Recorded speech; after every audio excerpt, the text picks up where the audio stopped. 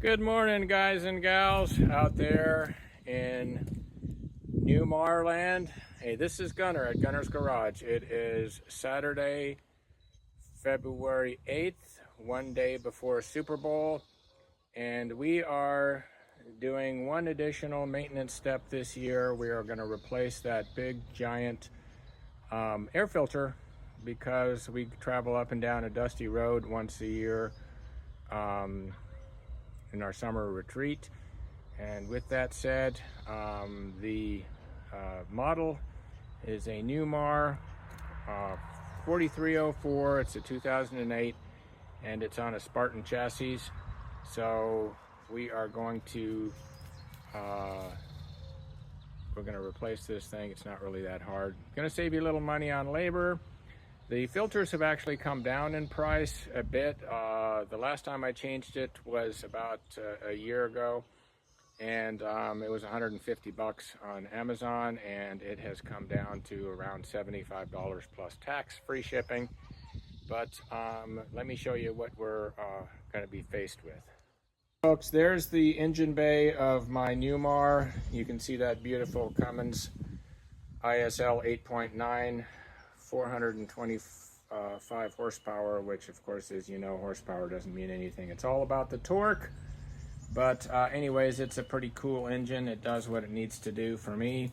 And there's that air cleaner. It's like a big giant canister. And there's the new one. You will see right there, they've got came in a box. They've got a neat little foam pad that covers the top to keep stuff from getting in. There's my assistant right there, Nova.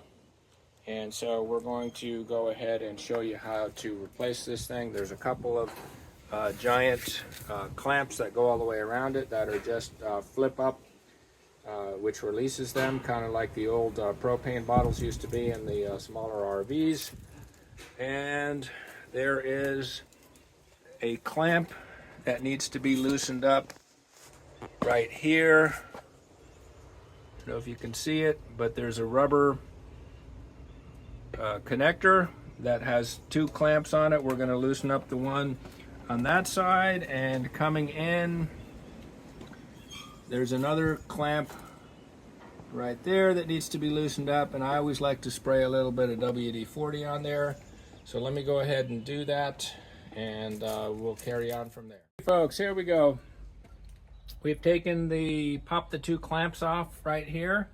These are just held in place by a couple of tension fingers that you pop.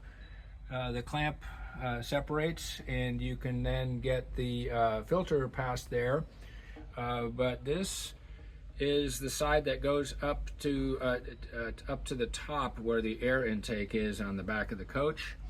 And this is the engine side. You can see those clamps that are on there. They have a 7/16 or 11 millimeter nut. You just have to carefully loosen those, and I'm ready to put the new filter in right there. Use a little bit of WD-40, not too much, just a little bit to help the filter slide on to the rubber couplings. And there's the old filter. The old filter surprisingly doesn't look too bad, but that's not saying much considering the dirt road that I've had to go down last year. But if you look at the inside here, that's the side that the engine gets. Looks okay, but looks can be deceiving. So at this point, I'm going to turn the camera off and put the air filter in. I don't know how some of those YouTubers can do the job, and they must have an assistant, which I don't, to hold the camera. But I'm going to go ahead and slide the filter back into those big clamps and carefully put the rubber couplings back on, and then tighten everything up, and I'll show you the end result. Okay, folks, installation of the new air filter is complete. And a couple things. The clamps, you might want to order some ahead of time, because sometimes the nuts that are on the bolt that makes the clamp tight get corroded and full of dirt and so forth.